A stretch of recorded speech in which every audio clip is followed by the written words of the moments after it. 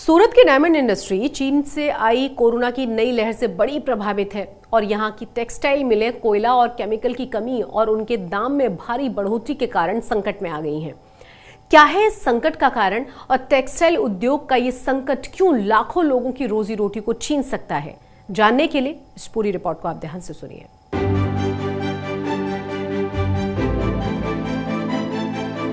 सूरत की कपड़ा मिलों में जो आमतौर पर चहल पहल नजर आती है, वैसी चहल पहल अभी नहीं दिख रही है। कारीगरों के चेहरे लटके हैं तो मशीनों की रफ्तार भी मानो धीमी पड़ गई है। विश्व भर में अपने कपड़ा कारोबार के लिए मशहूर सूरत का कपड़ा उद्योग इन दिनों भारी संकट से गुजर रहा है। संकट किसी मंदी या महामारी से नहीं है, बल्कि मिल चलाने के लिए जरूरी कोयले और केमिकल की कमी और सभी जरूरी सामानों की कीमतों में हो रही लगातार बढ़ोतरी है। ये संकट कितना बड़ा है, इसका अंदाजा सिर्फ इस बात से लगाया जा सकता है कि सिर्फ सूरत में पिछले 6 महीनों में 15 से ज्यादा डाइंग मिल पर ताला लटक चुका है।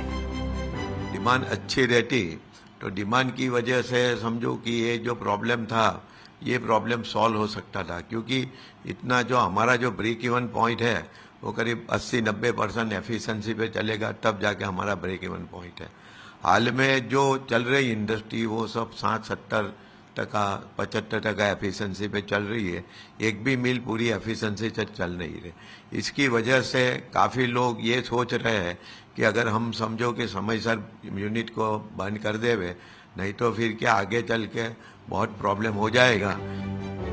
आंकड़ों के हिसाब से बात करें तो सूरत शहर में तकरीबन 400 टेक्सटाइल यूनिट चल रही है, जिसमें फैब्रिक्स और डाइंग का काम किया जाता है। इन यूनिटों को चलाने के लिए कोयले की जरूरत होती है, लेकिन कोयले और अन्य केमिकलों की कमी और कीमतों में भारी बढ़ोतरी के कारण पिछले 2 सालों में 50 से ज्यादा मिलें बंद हो चुकी है। इन मिलों के बंद होने से 20,000 से ज्यादा परिवारों की रोजी रोटी छिन गई है। कपड़ा कारोबारी इसके लिए सरकार की निष्क्रियता को भी बड़ी वजह बताते हैं।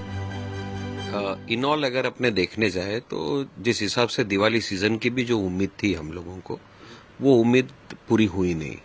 तो जो एक प्रोडक्शन बेस वाला जो काम होता है तो बट नेचुरली उसके बाद में जो लगन सरे का पीरियड कनेक्टिविटी में था, जैसा हमको बिजनेस का दिवाली के बाद हर साल पिकअप होता है, जो 15-15 दिन 20-20 दिन मतलब दिवाली के पीरियड में फोन बजने चालू हो जाते हैं व्यापारियों के कि कब मार्केट खुलेगा तो कब डिस्पैचिंग हमको जल्दी मिलेगी। अगर रिटेलरों के अंदर सेल का अभाव आया हो तो होलसेलरों पे बट नेचुरल उसका आना ही है, इफेक्ट आना ही है। और साथ में अनवांटेड बरसात, बे टाइम पे जो बरसात गिर रही है, दिवाली के पूरे सीजन के अंदर बरसात गिर गई, कई जगह पे तो बाढ़ आई, मतलब यूपी जैसी जगह पे तो और भी उसका नुकसान हुआ। लगातार बढ़ती महंगाई के कारण ट्रांसपोर्ट का भी खर्च बढ़ गया है। कुल मिलाकर नतीजा ये है कि लागत बढ़ने के कारण व्यापारी कपड़े के दाम बढ़ाने के लिए भी मजबूर है।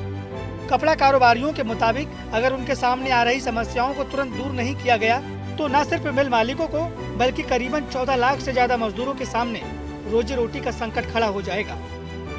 आज तक ब्यूरो।